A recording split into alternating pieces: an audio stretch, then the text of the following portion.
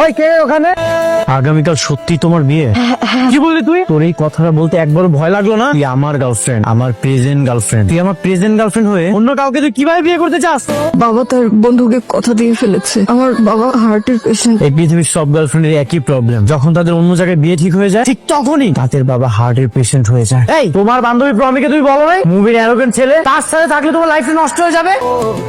এই তুলি, ওই জামান সাহেব ওনারা আমাদের বাসায় কেন আসছে রে? আমি কেন জানবো? গতকালকে দেখলাম বাবার সাথে কথা বলতেছে, মনে হয় কোনো দরকার আছে। দেখো গিয়া ভোট টোট চাইতে আসছে হয়তো। নিশ্চয় আমাদের রিলেশনের ব্যাপারে বাবাকে বলতে আসছে। এটা হচ্ছে আমার ছেলে, ও আপনার মেয়েকে পছন্দ করে। এখন আপনি বা আপনার পরিবার যদি আপত্তি না করে, আপনার মেয়েকে আমরা পুত্রবধূ হিসেবে ঘরে তুলে নিয়ে যেতে চাই। আসলে আপনি যে প্রস্তাব দিয়েছেন সেটা তো খুবই উত্তম প্রস্তাব, কিন্তু এই বিয়ে তো হবে না ভাই। গত সপ্তাহে আমার মেয়ে বিয়ে দিলাম। আপনার বড় মেয়ের জন্য শুভকামনা, কিন্তু একটু ভুল হচ্ছে। বিয়ের প্রপোজালটা আপনার বড় মেয়ে নাফিসের জন্য নয়, বিয়ের প্রপোজাল আপনার ছোট মেয়ে তুলির জন্য। ও, আমি আরো বড় মেয়ের কথা ভাই কি উল্টাপাল্টা কথা বলতেছি। খুবই তো ভালো সংবাদ।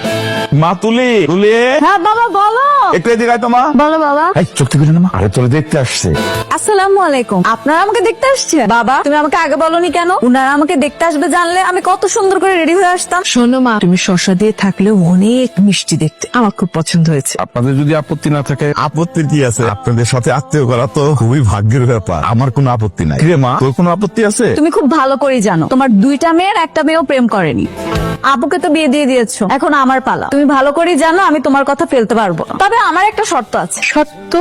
আমার ওনার কাছে একটা প্রশ্ন আছে। প্রশ্ন? এই জন্য স্যার, আপনি কি আগে কখনো প্রেম করেছেন নাকি আমি আপনার জীবনের প্রথম?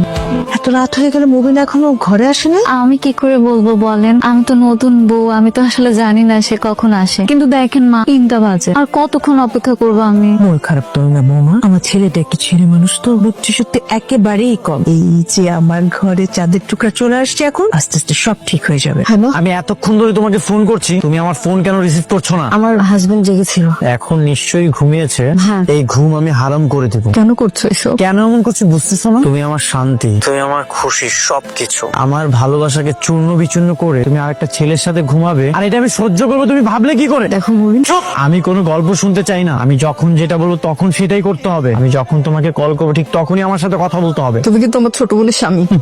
তোমার ছোট বোন তুলিকে তো আমি এমনি এমনি বিয়ে করিনি, ওকে আমি রোজ অত্যাচার করব, আর এই খবরটা রোজ তুমি পাবে, অনুশোচনায় ভুগবে। ও হ্যাঁ, আমার ফোনে কিন্তু আমাদের কনভারসেশন, পিকচার, ভিডিও সবকিছু কিন্তু এখনো আছে। এগুলো যদি তোমার ফ্যামিলি কাছে চলে যায় কেমন হবে?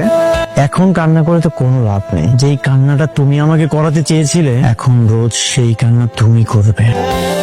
খুলে ফেলেছি, শাড়িটা খুলে ফেলেছি, অনেক গরম লাগছিল তো তাই। আচ্ছা, আমাকে এই ড্রেসে সুন্দর লাগছে না? কি ভাবছিস? যাকে মেন্টালি টর্চার করার তাকে আমি ঠিকই টর্চার করতেছি, আর এই টর্চার আমি আজীবন করে যাবো। এই কিরে, তোমার ফোন ধরছিস না কেন? কিরে, আমি কতবার তোকে ফোন দিচ্ছি, তুই আমার ফোন রিসিভ